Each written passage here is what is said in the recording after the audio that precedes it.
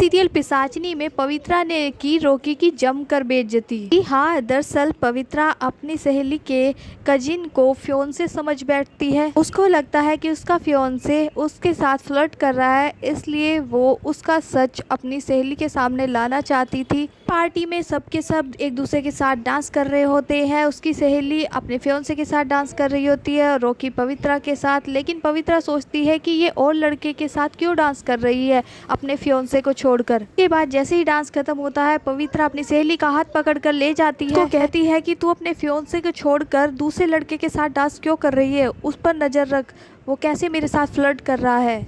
तभी उसकी सहेली उसको सच बताने को होती है, लेकिन पवित्रा उसकी बात सुनने को बिल्कुल भी तैयार नहीं होती और रॉकी की जमकर बेइज्जती करती है। उसको कहती है लंगूर जैसा दिखता है। वो अपनी सहेली को कहती है कि मैं तेरी शादी इससे बिल्कुल नहीं होने दूंगी। ये बात सभी घर वाले सुनते हैं और चौंक जाते हैं। बाद उसकी सहेली उसको चुप करके कहती है कि ये नहीं, ये है मेरा फियोंसे, ये मेरा कजिन है। उसके बाद पवित्रा चुप हो जाती है और उसकी नजरें शर्म के मारे झुक जाती है। सभी घर वाले भी हंस पड़ते हैं।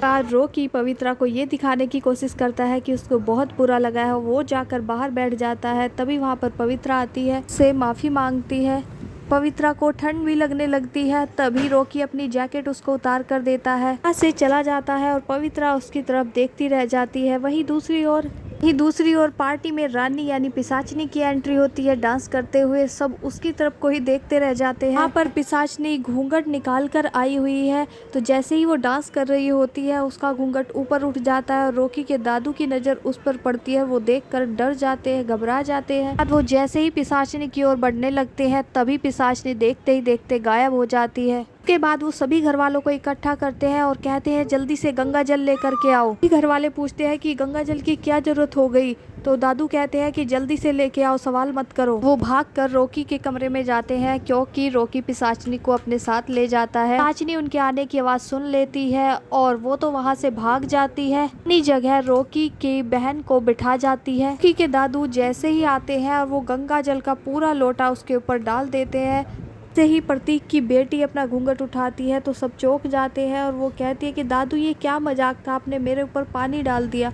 सब चौंक जाते हैं कि यहाँ पर तो पिशाचिनी थी, फिर ये कहाँ से आई। तो उससे पूछते हैं तो कहती है कि मैं तो यहाँ ढूंढते हुए आई थी और मैं यहाँ पर ये दुपट्टा देखा तो मैं ये ट्राई करने लगी। फिर उसके दादू रॉकी से पूछते हैं कि पिशाचिनी कहाँ गई। वो कहते हैं कि पता नहीं, अचानक गायब हो गई। वहीं दूसरी ओर पवित्रा रॉकी और रॉकी के भाई बहनों को पिशाचिनी के बारे में बात करते हुए सुन लेती है और ये बात सुनकर वो भी पिशाचिनी के बारे में सोचने लगती है और कुछ पुरानी किताब उठाकर देखने लगती है और कहती है कि मेरा पिशाचिनी से कोई ना कोई पुराना कनेक्शन तो जरूर है। आगे आने वाले एपिसोड में देखना ये होगा कि क्या पवित्रा पिशाचिनी के बारे में पता लगा पाएगी।